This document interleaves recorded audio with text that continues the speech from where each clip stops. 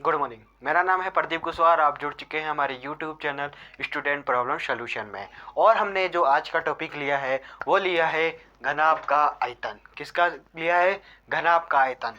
तो घनाभ का आयतन के बारे में आज हम जानेंगे। तो जो घनाभ है, सबसे पहले क्या है? घनाभ। तो सबसे पहले जो सवाल उठता है कि आखिरकार घनाभ है क्या?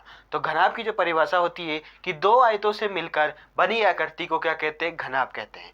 तो दो आयत से कैसे मिलती है, चलिए देखते हैं।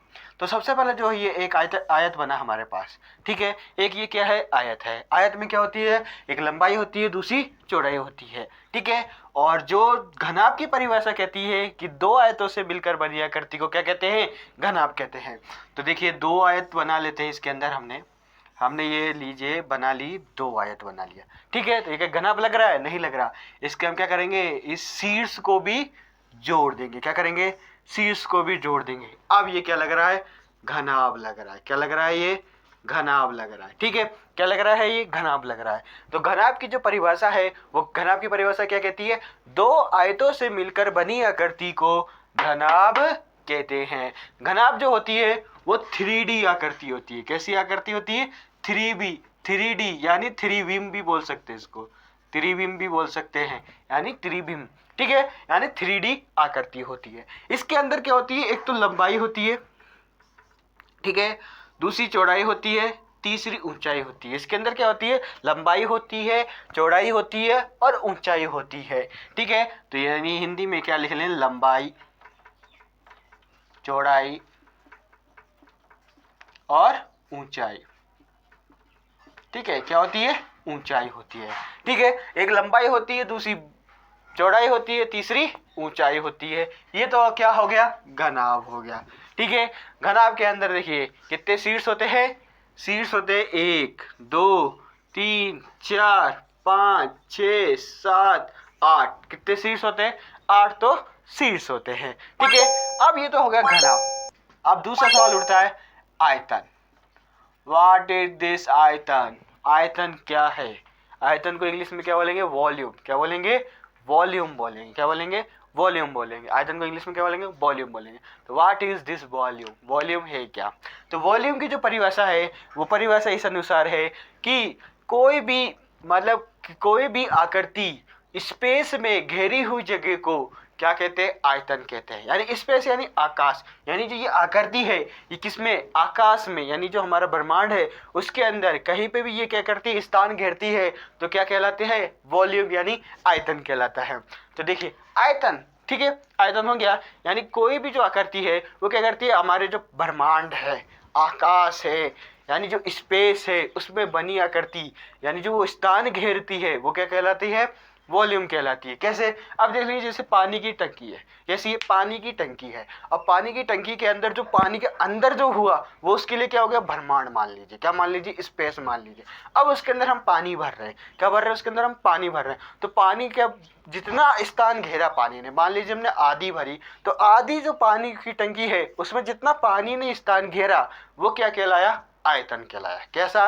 क्या कहलाया? आयतन कहलाया, मतलब वॉल्यूम कहला गया। क्या कहला गया? वॉल्यूम कहला गया, ठीक है। क्या कहला गया? वॉल्यूम कहला गया। क्या कहला गया? वॉल्यूम कहला गया, ठीक है। अब पानी की टंकी के अंदर हो गया, एक आपकी माचिस की डिब्बी हो सकती है, और क्या हो सकता है? आपका एक कमरा हो सकता है। कमरा कैसे हो सकता है? देखिए कमरा भी बिल्कुल इसके जैसे होता है। मान लीजिए आप अंदर बैठे हैं। कहाँ बैठे हैं? अंदर बैठे हैं। या आपकी देखिए दरवाजे वाला हो गया, ये आपकी छत हो गई, ये फर्श हो गए, बगल वाला, ये पीछे वाला, ये आगे वाली दीवार हो गई। यानी कैसे हो गया? ये कमरे की आकृति हो गई। कैसे हो गई? ये कमरे की आकृति हो गई। क्या हो गई? कमरे की आकृति हो गई, ठीक है। अब कई कमरे की आकृति हो गई, ठीक है।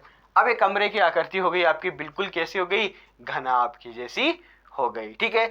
तो हमने देखा कि घनाभ कैसा बनता है, उसकी आकृति के बारे में सोचा, देखा, और फिर उसकी लंबाई, चौड़ाई, ऊंचाई के बारे में बताया। फिर उसके बाद हमने एक कमरे के बारे में बताया, और 3D आकृति होती है। कैसी होती है? 3D आकृति होती है, ठीक है। अब बात कर लेते हैं इसके क्षेत्रफल की। किसकी बात कर लेते हैं? क्षेत्रफल की, कि घनाभ का क्षेत्रफल क्या होता है। कि आखिरकार जो हमारे पास जो घनाभ है, माचिस की डिब्बी है, पानी की टंकी है, इनका आयतन क्या होता है। तो देखिए घनाभ का जो क्षेत्रफल के बारे में बात करते हैं। पहले घनाभ का क्या होता है? क्षेत्रफल। क्या होता है, घनाभ का क्षेत्रफल होता है। ठीक है, जो घनाभ का क्षेत्रफल होता है। अब क्षेत्रफल क्या होता है, what is this area, area क्या है, यानी एरिया के बारे में आपको मालूम है चाहिए। तो आइए, जैसे कि हमने बताया कि स्पेस के अंदर के जितना स्थान घेरती है वो क्या कहलाता है, वॉल्यूम यानी आयतन कहलाता है। तो क्षेत्रफल भी वही होता है कि जितने मतलब जो स्पेस है, आपकी जो भी स्पेस है उसके अंदर जितना स्थान घेरती है कोई वस्तु, वो क्या कहलाता है, उसका क्षेत्रफल कहलाता है। मान लीजिए ये बोर्ड है, बोर्ड में मेरे को एक पॉइंट बनाना है, ये मैंने एक पॉइंट बना दिया इसके अंदर। ठीक है, तो इस बोर्ड पे जितना इसने पॉइंट ने स्थान घेरा वो इसके लिए क्या हो गया, क्षेत्रफल हो गया। ठीक है, तो देखिए क्षेत्रफल का फॉर्मूला क्या हो जाएगा, 2 लंबाई इंटू चौड़ाई। जो लंबाई है उसका गुणा हम किससे कर देंगे, चौड़ाई के साथ, प्लस चौड़ाई इंटू ऊंचाई, यानी चौड़ाई का गुणा किसके साथ कर देंगे, ऊंचाई के साथ। ठीक है, फिर क्या आ जाएगा, प्लस ऊंचाई इंटू लंबाई, क्या आ जाएगा, ऊंचाई इंटू लंबाई हो जाएगा। ठीक है, अब ये तो हो गया घनाभ। ठीक है, घनाभ का क्षेत्रफल 2 इंटू लंबाई चौड़ाई प्लस चौड़ाई ऊंचाई प्लस ऊंचाई मल्टीप्लाई लंबाई, क्या हो जाता है, ये क्षेत्रफल हो जाता है। तो हमारा तो मुद्दा तो क्या है, वो क्या है, आयतन का है। किसका है, आयतन का है। तो आयतन के बारे में बात कर लेते हैं, किसके बारे में बात कर लेते हैं, आयतन के बारे में। ठीक है, आयतन तो हमने बता ही दिया, जितना स्थान जो स्पेस में घेरती है वो क्या कहलाता है, आयतन कहलाता है। तो आयतन का जो फॉर्मूला है, आयतन का फॉर्मूला किसका, घनाभ का, घनाभ का आयतन का फॉर्मूला।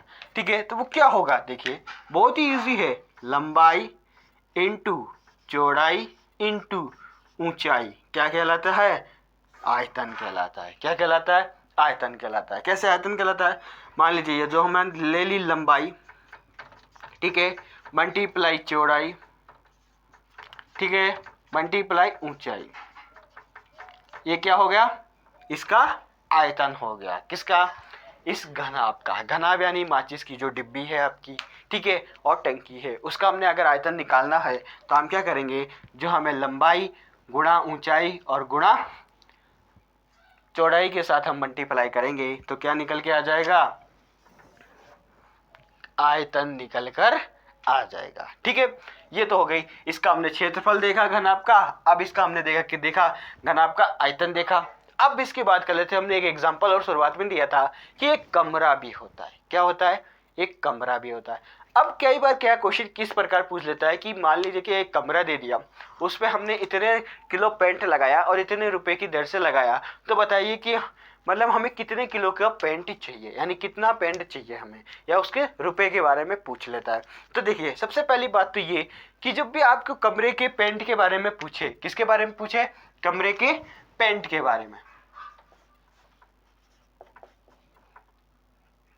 की पुताई, ठीक है, कमरे की पुताई या कलर, ठीक है, कुछ भी बोल सकते हैं, यानी कमरे के कलर या पुताई के बारे में पूछे तो उसका क्या ज्ञात कीजिए, क्षेत्रफल ज्ञात कीजिए।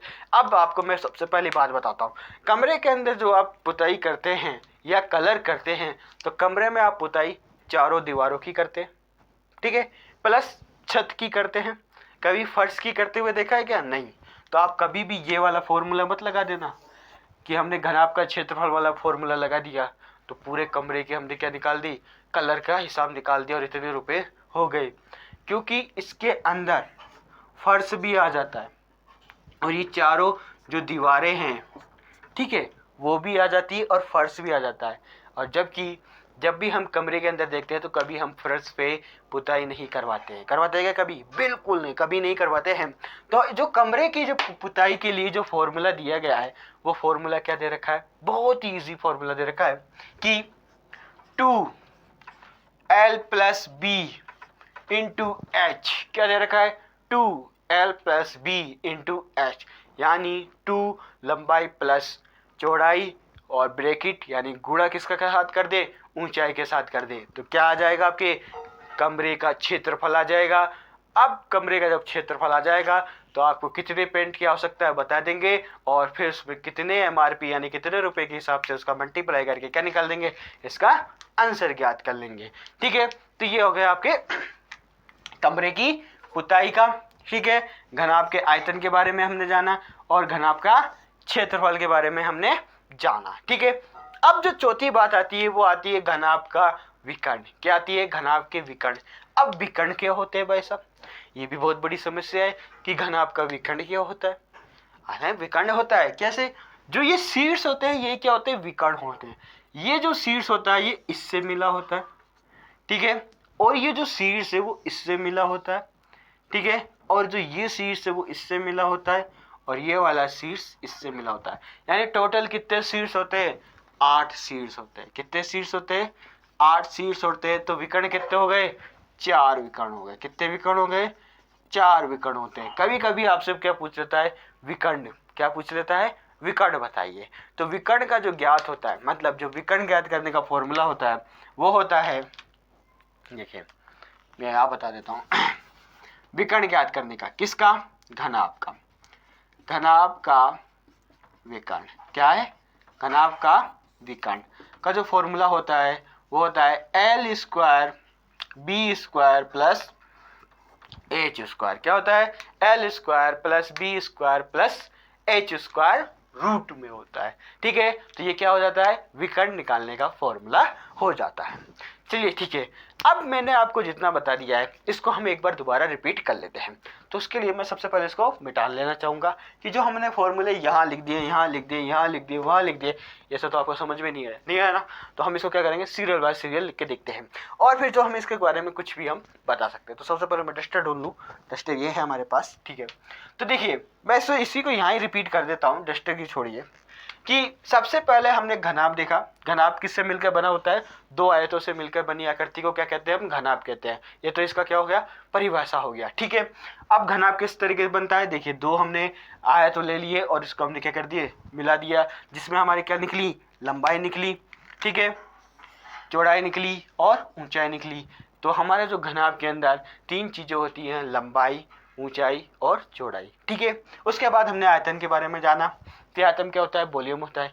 किसी भी स्पेस में या ब्रह्मांड में जो घेरी गई स्थान है, यानी जो घेरा गया स्थान है, वो क्या कहलाता है? आयतन कहलाता है। ठीक है, आयतन हमेशा देखना 3D में होता है। आपने 3D मूवी देखी है? यानी बहुत सी आपके सिनेमा घर में जाएंगे तो 3D मूवी देखते हैं। जैसे वो मोगली की जो मूवी थी वो 3D में थी। तो आप उसमें अगर देखेंगे जो शेर आता है ना, अगर 3D में आप देखेंगे ना, तो 3D के अंदर क्या होता है? जब भी आप सिनेमा हॉल में जाएंगे तो 3D के अंदर वो शेर जो आपकी तरफ आता हुआ दिखाई देगा। हम वैसे फिल्म देखते हैं तो पर्दे पे दिखाई देता है, लेकिन जब वो आप 3D मूवी देखेंगे तो उसमें क्या होता है? वो शेर आपकी तरफ आता हुआ दिखाई देगा। ठीक है, और 3D मूवी हमेशा चश्मा पहन के देखी जाती है, वो भी ब्लैक चश्मा।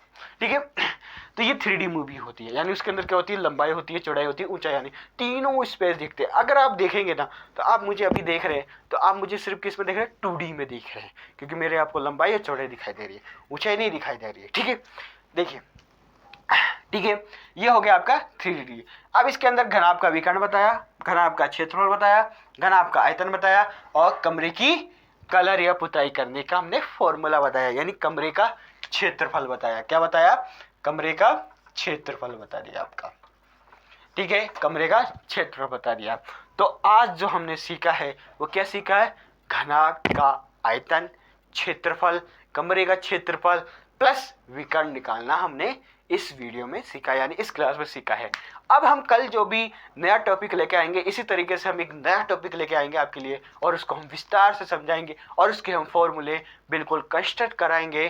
तो देखिए, ये हमारा जो जादू है, इससे आपको समझ में आया होगा कि इतने इजी तरीके से हमने बताया आपको कि विकर्ण के और क्षेत्रफल, आयतन क्या होता है।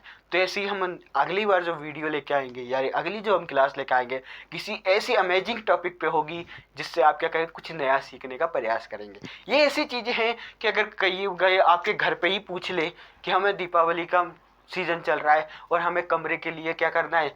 पेंट चाहिए, तो भाई साहब क्षेत्रफल निकालेंगे। क्षेत्रफल निकालेंगे तो कमरे का, जब आपको फॉर्मूला ही याद नहीं है तो आप कैसे क्षेत्रफल निकाल लेंगे?